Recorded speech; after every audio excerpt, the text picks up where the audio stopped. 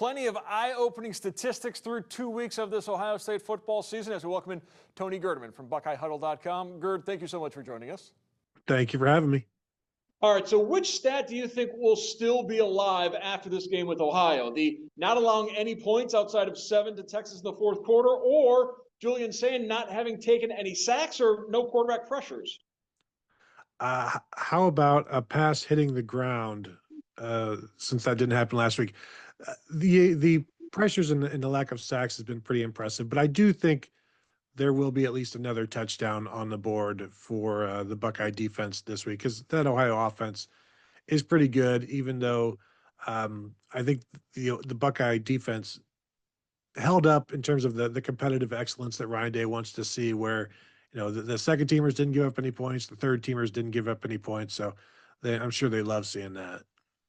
We know it's difficult to grade the Grambling State game because of the huge difference between the talent level of the two teams. What were some of those guys, perhaps in the second half, that you really jumped out, popped in Ryan Day's vernacular for you against Grambling State? Yeah, I think everybody saw Riley Pettyjohn. Certainly the first play from scrimmage in the second half, scores a touchdown, but he also forced a fumble.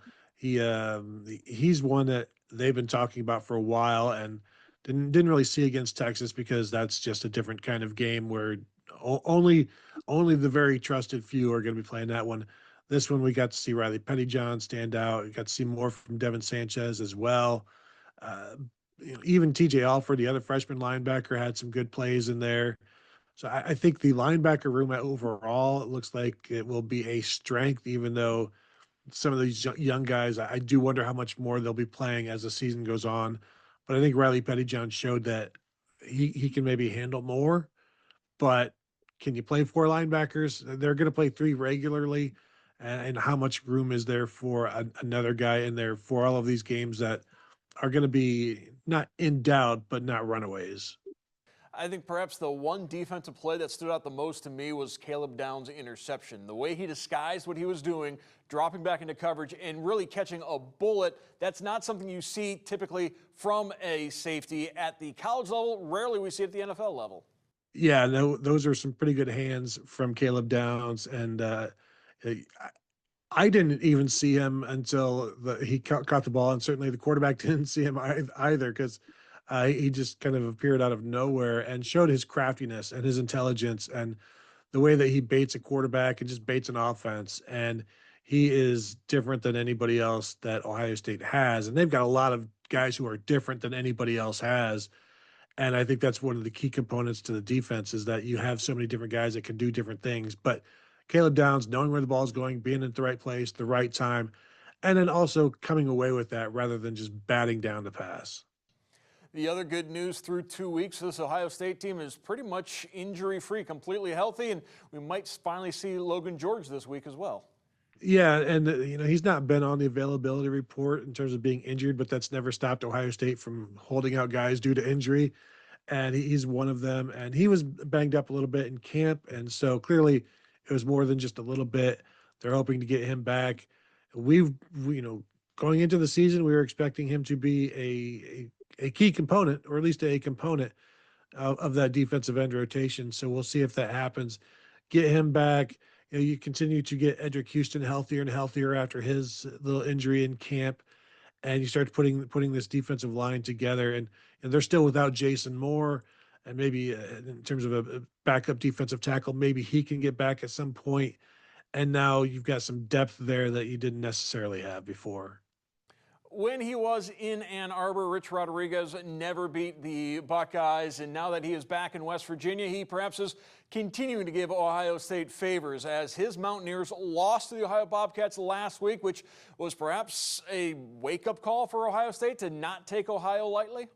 Yeah, for sure. And if you want to go back to the 2007 West Virginia Pitt game that kept Ohio State, I think, kept LSU into the BCS championship game, and maybe kept Ohio State from winning a BCS national championship.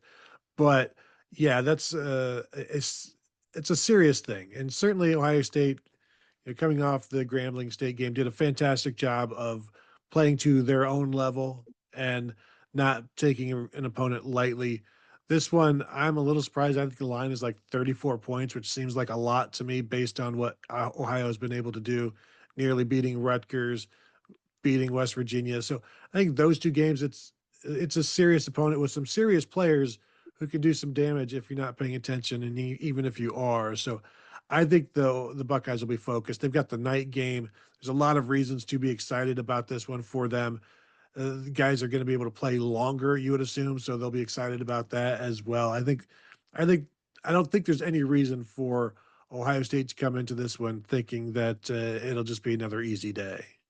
Ohio has won 6 straight bowl games, and Pat McAfee, a West Virginia grad, perhaps smarting from that loss to the Bobcats, called Ohio the Alabama of the MAC. Now, Ohio won their first league title last season for the first time since 1968, so Alabama's never had that long of a drought. The point being, this is a very competitive Ohio program that has really, ever since Frank Solich came to town 20-some years ago, has really risen to near the top of the Mid-American Conference year in and year out. Yeah, and it's always a pain to play them. They're going to be smart. They're going to be physical. They when they have a quarterback that can run, they're even better, and they'll run the ball. They'll make just plays that